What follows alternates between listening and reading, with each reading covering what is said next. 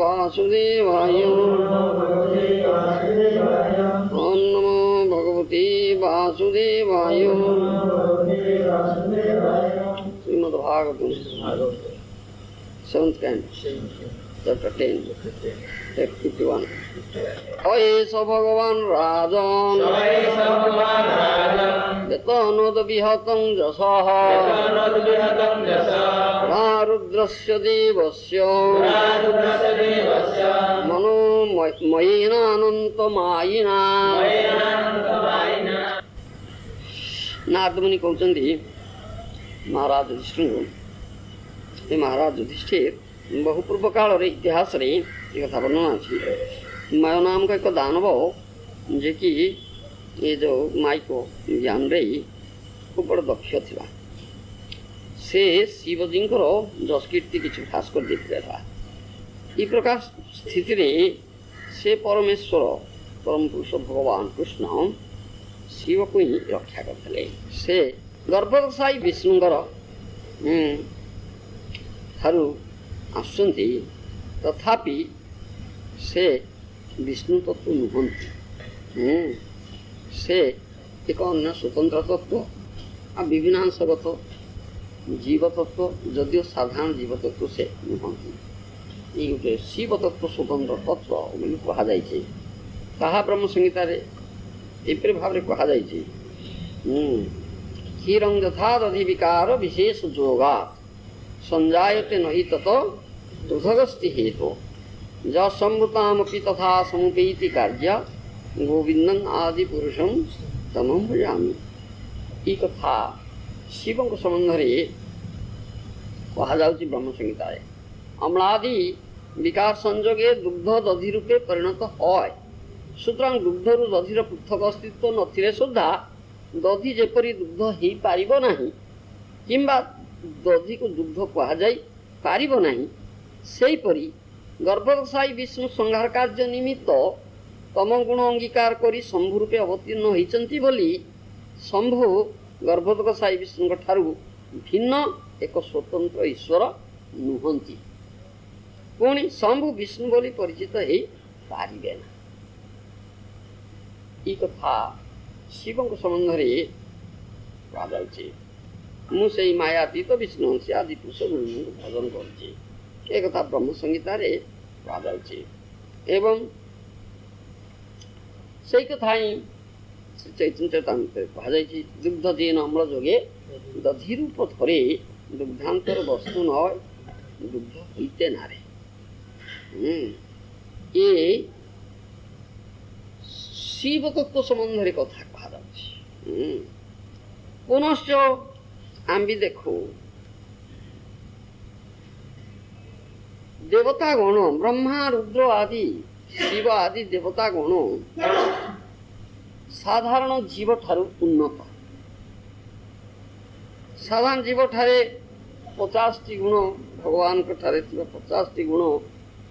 बिंदु बिंदु परिमाण रे अछि किंतु ब्रह्मा शिव आदि उन्नत देवता मान को ठारे से 50 गुण कि अधिक परिमाण रे अछि पुनश्च आउ 5 गुण आंशिक भाव में रही एथिपाई ब्रह्मा शिव आदि साधारण जीव ठारू उन्नत जदियो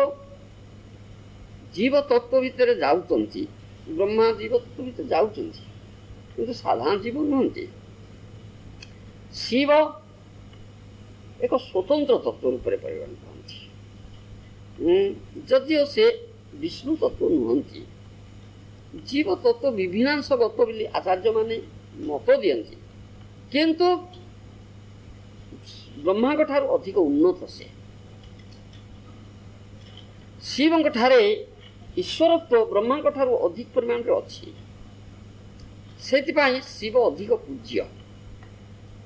विपुल भाव पूजित होती। शिव आशुतोष खूब शीघ्र संतुष्ट हो जाती एवं बड़ उदार मध्य शिव से यक्ष रक्ष राक्षस भूत प्रेत पिशाच एगुड़िक शिव पाखे आश्रय कर जहाँ को कहीं आश्रय देवे ना दूर दूर करेंगे भूत प्रेत यक्ष राक्षस आदि शिव बड़ उदार प्रकृति रही हेतु से आश्रय दौरान बड़ उदार एवं आशुतोष खूब शीघ्र संतुष्ट होता हेतु शिवंकर उपासना कले शीघ्र बर मिल जाए संतुष्ट हो जाते जी जहाँ मागे ता दे दियंती किसी बात विचार से करती एथिपाई अड़ुआरे पड़ापी पड़े शिवजी से जो दानवकर कथा कहते से तो दुर्गाश्रंग संबंध से कथा शुणा जाए से दानव माने असुर गुड़ा शिवंकर उपासना करती आ शिवजी से प्रसन्न हो जाती जहाँ बर किए कौन मागुची दे दिखाती से असुर मागला मुझे बर मत दियो मुझे जहाँ मुंडे हाथ देवी से ध्वंस हो अस्तु करते तथास्तु हाँ किंतु चिंता कले ना भाविले नहीं जे ये प्रकार बरटा कहीं मागुची जहाँ मुंडे हाथ ध्वंस हम सब ध्वंस कर एकाई रहा कि हाँ ये चिंता मत विचार करना शिवजी इ प्रकार से भोल होकर से कहती भोलानाथ बोले कहता भोल होता सब से भावरे था हाँ जोगी महाजोगी महादेव एवं से बड़ भोल भावावस्था था से किसी विचार जोड़ती ना आउ इमान को तो आश्रय देते असुर यक्ष रक्ष भूत प्रेत पिशाच राक्षस इमान को तो आश्रय देते तो इमान तो अच्छा आउ से शिवजी को हैरान कर बेले बेले इ प्रकार अवस्था पकई दौरान तेणु से क्विक डिस्पोजल खूब शीघ्र विदा करदे दरकार ना से ध्यान अवस्था बड़ गड़बड़ घटव से किए कौन मागुची कौन उद्देश्य किसी चिंता न करी कौन मागुची नहीं आजा जा जा जा जा जाओ से शीघ्र पड़े जाओ इ बड़ उदार चित्त भोला अवस्था भोलानाथ एपाई अड़ुआरे पड़ापी हाँ से असुर ये बर पाइला जहाँ मुंडे हाथ दब से ध्वंस ही हम शिव देले बर शिवंकर कृपा पाइला किंतु शिव को पछरे ही धाइला तार विश्वास हैला ना अरे ये तो कौन कौन मागु मागु कहू कहू आशा गोटे बेलपत्र दे पानी टे डाली नमो नम शिवाय कहला कि संतुष्ट हो गला बर मागवाक देदेले ये सहजरे कौन मिलगला कौन सतरे कहदेले ना मिछ ही अच्छी ना मिछे परीक्षा ही करवा तेणु क्या परीक्षा कर आग शिव मुंडे हाथ देवी परीक्षा कर ठिकना बर देती कि ना शिव मुंडे हाथ देवाई जाइला से हाँ शिव विचरा तो बर देती आवे कुआड़े शिव दौ शिव जहाँ को चिंता निश्चय पड़ो ना प्रस्तुत कर मिथ्या तो हम ना शिव बड़ अड़ुआरे पड़े सब धाइले धाउती पक्षर शिव धाउंट ना ना कि आउ किए आउ रक्षा कर शेष नारायण पाखे पहुँचे हाँ नारायण देखिले शिव जीवर देख असुविधा पड़ी तेणु से नारायण रक्षा ही कले सी गोटे ब्रह्मचारी बेश नारायण बाहरी आसिले आओ से राक्षस करके तू कहीं धाउचु रे एते गलत धर्म होकर ध्वंस धाइलु केते बाट धाइलु से शिव पछरे हाँ तू देखु शिव लंगड़ा लोक ये लंगड़ा मुड़ा ही नाचुं हाड़ माड़ गुड़ाए घेचंती साप फाप गुड़ाए देहरे हाँ भूषण आकार धरी हाँ पांच पांच गुड़ाए बोड़ी होती ये नाचुं कौन गोटे मशाणी घर द्वार ना मशाणी फशाणी दे मशाणी पांच बोड़ी ये प्रकार पागल लोकटे कथार कौन विश्वास अच्छी तो ये ତା ଶିବଙ୍କ ପଛରେ ଧାଉଁଛୁ କାହିଁକି ଧଇଁଛ ହେଇକିରି? ତୁ ତ ନିଜ ମୁଣ୍ଡରେ ହାତ ଦେଇକିରି ପରୀକ୍ଷା କରିଦେଇଥାନ୍ତୁ। ଏତେ କଥା କରୁଛୁ, ଧାଉଁଛୁ ବସିକିରି, ଏତେ ବାଟ ଧାଇଁଲଣୁ, କେତେ ଗୋଳ ଧର୍ମ ହେଲଣୁ। ଭଗବାନଙ୍କର ତ ମାୟା, ତାକୁ କିଏ କରିବୁ? କଥାଟା ମନକୁ ପାଇଗଲା, ସତ କଥା। ଆଉ ସବୁ ନିଜ ମୁଣ୍ଡରେ ହାତ ଦେଲା, ଧ୍ୱଂସ ହେଲା, ଗଲା। ଆଉ ଶିବଜୀ ବିଚରା ରକ୍ଷା ପାଇଗଲେ। ଆଉ ଏହିପରି ଅଡୁଆରେ ମଧ୍ୟ ଶିବଜୀ ପଡ଼ନ୍ତି। ଆଉ ଶିବଜୀ ଏତେ ଉଦାର, ଯାହାକୁ ସମସ୍ତେ ରିଜେକ୍ଟ କରିବେ, ଦୁର୍ଦୂର କରିବେ, ଶିବଜୀ ସେମାନଙ୍କୁ ଅଙ୍ଗୀକାର କରନ୍ତି। ଏ ଉଦାରତା ତାଙ୍କର। ଯେତେବେଳେ ସମୁଦ୍ର ମନ୍ଥନର ଅବଧି ପରିମାଣର ବିଷ ବାହାରିଲା, ଭଲ ଭଲ ଜିନିଷ ଯେ ଯୁଆଡ଼େ ନେଇଗଲେ ସବୁ। ବିଷକୁ ଆଉ କେହି ନେବାକୁ ଚାହୁଁନାହାନ୍ତି। ଇକୁ କିଏ ନେବ ରେ ବାପା? ଶିବଜୀ କହିଲେ ଠିକ୍ ଅଛି, ଯାହାକୁ କେହି ନ ନେବେ ସେଟା ଆମକୁ ଦେଇଦିଅ। ଏଇଠି ଉଦାରତା ଶିବଜୀଙ୍କର ଅଛି। କେହି ନେବେ ନା, ରିଜେକ୍ଟେଡ୍ ଷ୍ଟଫ୍, ତାହେଲେ ଆମକୁ ଦିଅ। ତାଇ ଶିବଜୀ ଗ୍ରହଣ କରନ୍ତି ରିଜେକ୍ଟେଡ୍ ଷ୍ଟଫ୍ ସବୁ। ଏତେ ଉଦାର। ତେଣୁ ତାଙ୍କର ଶକ୍ତି ଅଛି ସୁନ୍ଦର ଭାବରେ। ସେଥିପାଇଁ ଦେବଦେବ ମହାଶକ୍ତିଶାଳୀ ହେଇଛନ୍ତି ସେ। ତାଙ୍କର ଏପରି ଶକ୍ତି ଅଛି, ସେଥିପାଇଁ ଅଧି ପରିମାଣ ବିଷ ପାନ କରିକି ପାର କରିଦେଲେ ସେ। ଆଉ ବିନ୍ଦୁଟିଏ ପଡ଼ିଲେ ଧ୍ୱଂସ ହେଇଯିବ, ଅନ୍ୟ କେହି ବିନ୍ଦୁଟି ବି ପାନ ହଜମ କରିପାରିବେ ନା। ପ୍ରକାର ଶକ୍ତି ଅଛି ସେ ଶିବ। ଆଉ ସେ ଶିବଜୀଙ୍କର ଦୁଇ ପ୍ରକାର କୃପା ଅଛି। ଗୋଟେ ହେଉଛି ଅଗପଟ କୃପା, ଆଉ ଗୋଟେ ହେଉଛି ଶକପଟ କୃପା। ଏ ଯକ୍ଷ ରାକ୍ଷ ଭୂତ ପ୍ରେତ ପିଶାଚ ଯୋଉଗୁଡ଼ାକ, ଏମାନଙ୍କ ପ୍ରତି ସେ ଶକପଟ କୃପା କରନ୍ତି। କାହିଁକି ନା ସେମାନେ ସବୁ ଭୌତିକ ଜିନିଷ ମାଗନ୍ତି। ଧନ ସମ୍ପଦ, ଐଶ୍ୱର୍ଯ୍ୟ, ଯଶ, କୀର୍ତ୍ତି, ଶକ୍ତି, ସାମର୍ଥ୍ୟ, ପ୍ରଭୁତ୍ୱ, ଏଇଗୁଡ଼ା ସବୁ ସେମାନଙ୍କର କାମନା। ତ ଶିବ ଉପାସନା କରି ଶିବଜୀଙ୍କ ଠାରୁ ଏଇଗୁଡ଼ାକୁ ମାଗନ୍ତି। ଆଉ ଶିବ ମଧ୍ୟ ତାଙ୍କୁ ଦେଇଦିଅନ୍ତି। ଆଉ ସିଏ ହେଉଛି ଶକପଟ କୃପା ଶିବଜୀଙ୍କର। ଶିବଜୀ ଯଦି ଏଗୁଡ଼ିକ ଭଲ ଜିନିଷ, ଶିବଜୀ ନିଜେ କାହିଁକି ଏଗୁଡ଼ାକ ଅଙ୍ଗୀକାର କରୁନାହାନ୍ତି, ଉପଭୋଗ କରୁନାହାନ୍ତି? ଅତି ବୈରାଗୀ, ଅତି ମଙ୍ଗଳା ମୂଳା ହେଇକିରେ ମଶାଣିରେ ଯାଇ ରହୁଛନ୍ତି, ଆଉ ନାଚୁଛନ୍ତି, ହାଡ଼ ମାଳ ପକେଇଛନ୍ତି, ଆଉ ସାପ ସର୍ପଭୂଷଣ ଧାରଣ କରିଛନ୍ତି।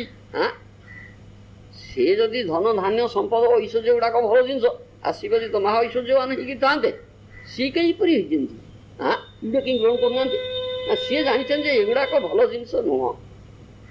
ଏଗୁଡ଼ାକୁ ଗ୍ରହଣ କଲେ ମଣିଷ ଧ୍ୱଂସ ହବ।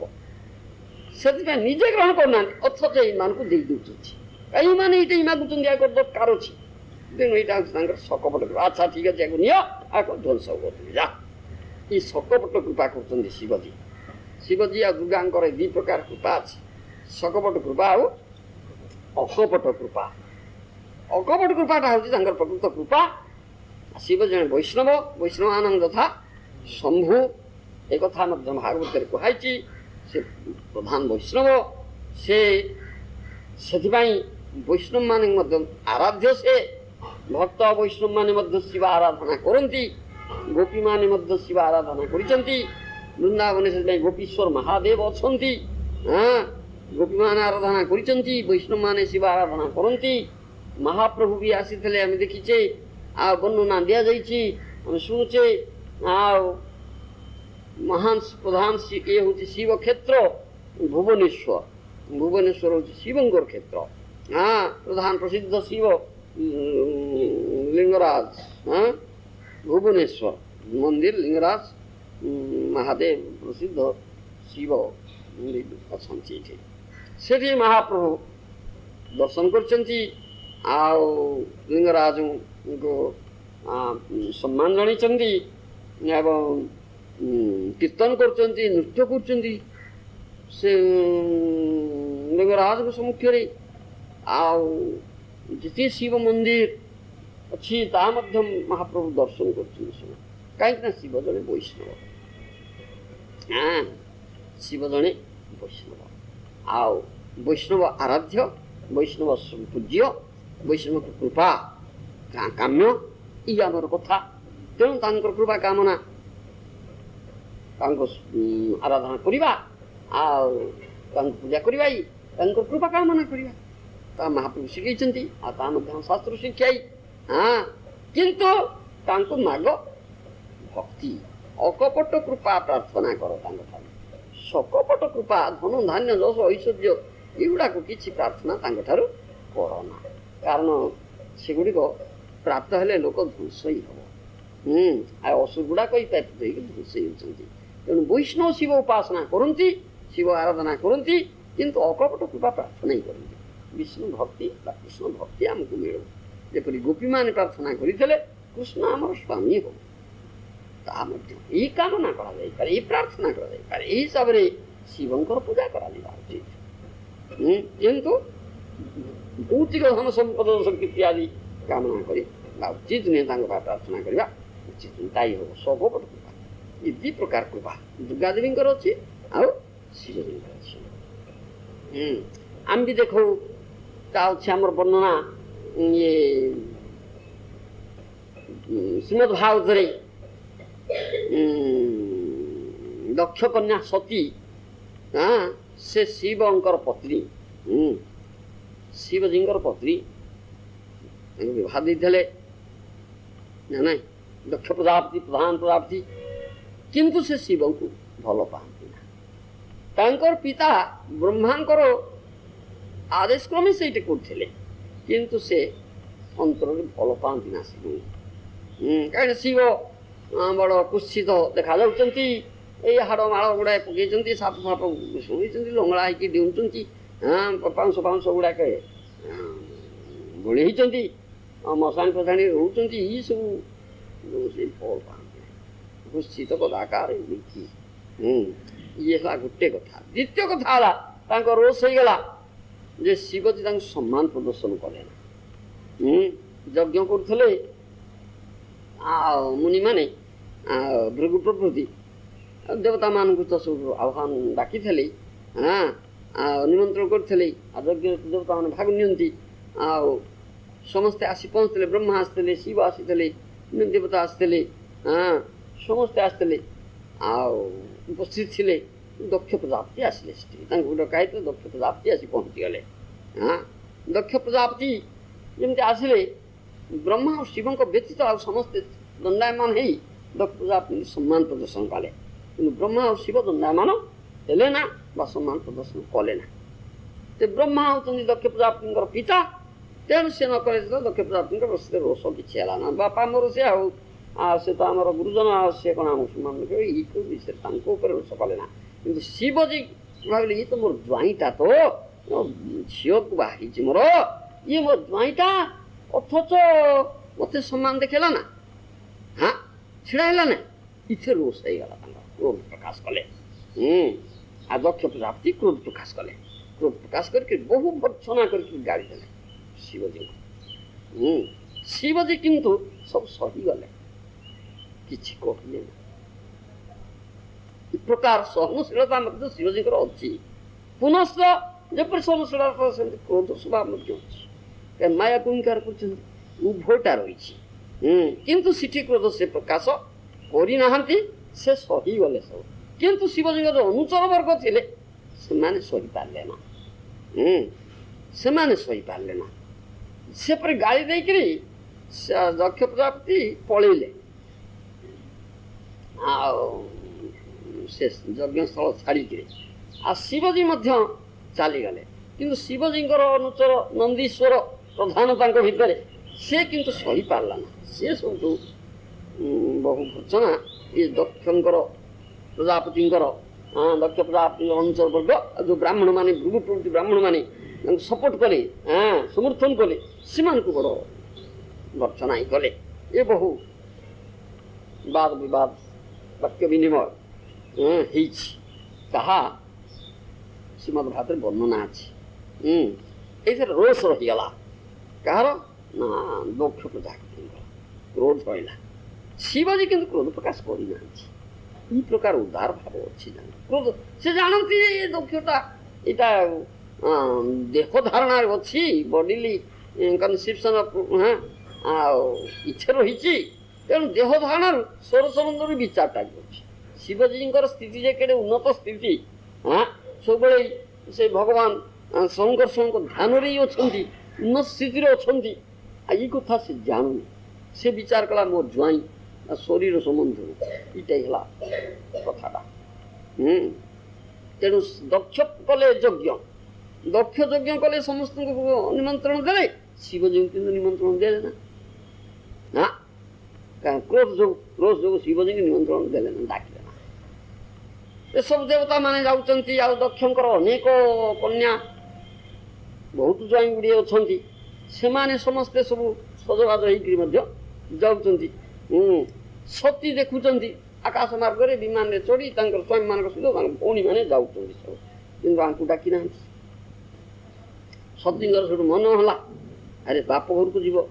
ता हूँ स्त्री लोक मान स्वभाव अच्छी बाप घर को जावाई गोड़ टिकती सब जिते जा हो बिना निमंत्रण डाकतु नगर डाक बाप घर तो जा कौन अच्छे बाहर सत्य सब कहले शिव को आज्ञा जीवा आम चल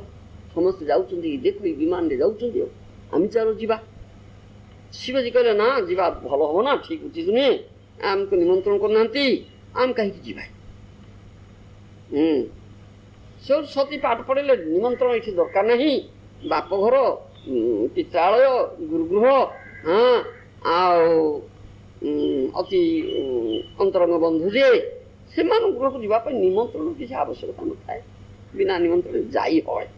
शिवजी कहले हाँ जहाँ कहते सत कथा ये अवश्य सत कथा ये मिछ कथा किसी नुहे भूल भटका ना किंतु इस स्थल विपद अच्छी आउ ठिकाना नुहे आमको तो डाकिना आम जीवाना किंतु बारण मानिले ना सती किंतु बारण मानिले ना से सब गले शिवजी कहले देख मु मना करुच्ची तुम्हें जाऊच किंतु विपद अच्छी विपद अच्छी तुम्हें कौ जाऊच विपद अच्छे विपद बहन कर कि हाँ ये कथा होगा प्रकृत प्रकृत विपद अच्छी कारण दक्ष तो भल पाए ना से डाकिनी तेरे सती गले सती तो शिवजी को भल भाव जानते ना हाँ सती गले सती जमी पहुँचे झील आसी बाप किंतु किसी कथा कहनी झील को माँ टिके पचारा भौणी मैंने जी आसते से पचारे आओ शिवजी अनुचर वर्ग ये कौन शिव दक्ष अनुचर वर्ग पचारना बुझीपारना मुह खोलु ना मुह को पचारना हसुना पदे किसी कथा कहना शिवजी आए सती बड़ माने असम्मान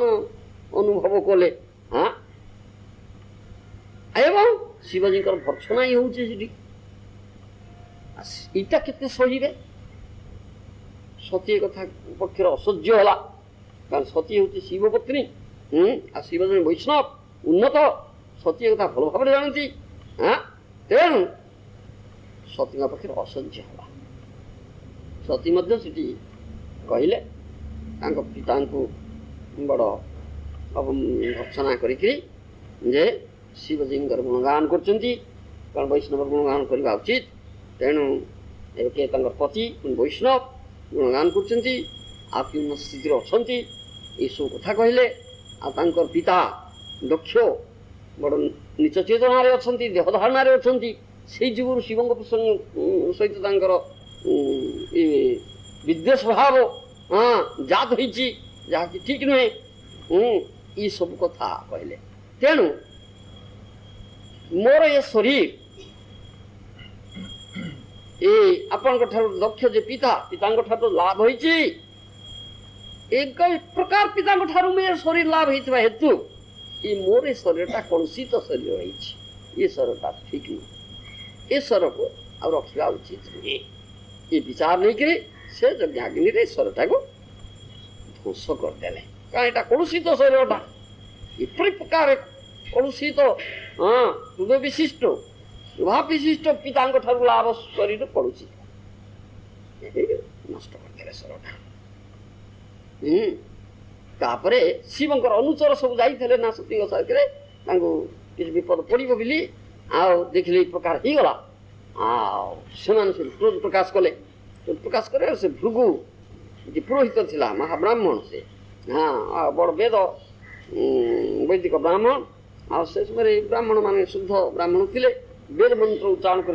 मंत्र शक्तिर परीक्षा देउथले तेणु से आहुति देले मंत्र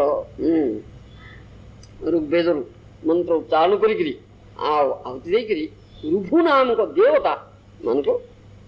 जात करे से रूप गण से महातेजा हाँ ब्रह्म तेज लाभ करछन्ति आउ ब्राह्मण शक्ति जात होउछन्ति बड़ अग्नि परि हाँ ज्वलंत काष्ठ सदृश हाँ आयुधमान धरिकी तगिले सब शिवंकर अनुचर मान से भय सब पढ़ी गले पढ़ी जाइए सब तो शिवजी खबर देले घटना ही शिव आसी रूप से क्रोध प्रकाश कर जहाँ क्रोध फल दक्ष यज्ञ ध्वंस एवं दक्ष को कर सब वर्णना अच्छे ये हूँ वैष्णव अपराधर काम से वैष्णव अपराध संबंध में बहु कथा आमर आलोचना भागवत से संबंध में वैष्णव अपराध संबंध में से बहु कथा आलोचना है वैष्णव निंदा हाँ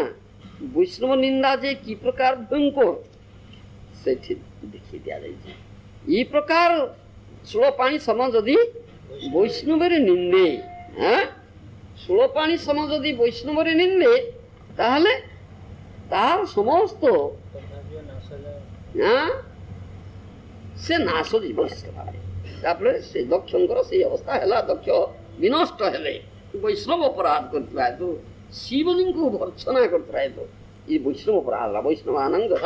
संपूर्ण निंदा करता है तो दक्षर ये अवस्था से नष्ट हेले तेणु से विषय वैष्णव अपराध संबंध में बहु चेतना दि जाए कहीं केबे वैष्णव अपराध करवा तुम्हें नष्ट हो नर्क गति निश्चित भाव हम एथेरे किसी संदेह नहीं से कथा सेठी हमर दिया जाइछि एटा दिया जाइछि षोलपाणी सम जदि वैष्णवे निंदे षोलपाणी सम जदि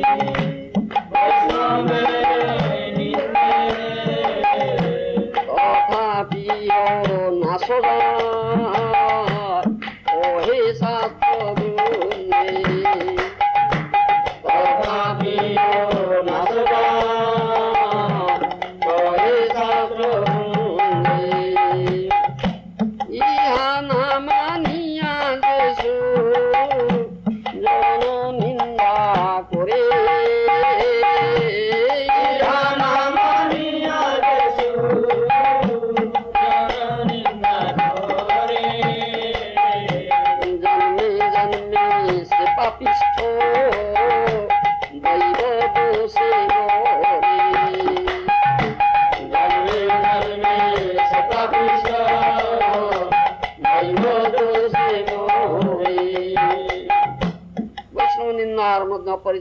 अपरिसीम शास्त्री अच्छी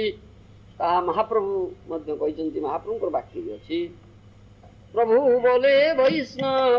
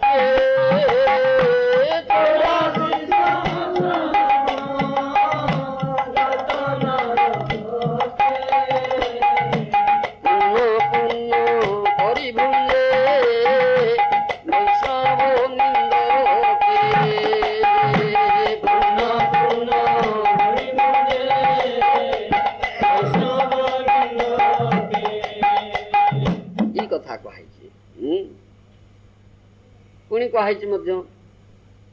जो माने वैष्णव निंदा करती से मुखरे नाम कीर्ति तो हुए ना कि भगवान तार पूजा ग्रहण करती ना एक वैष्णव भीर निंदा करे जे जना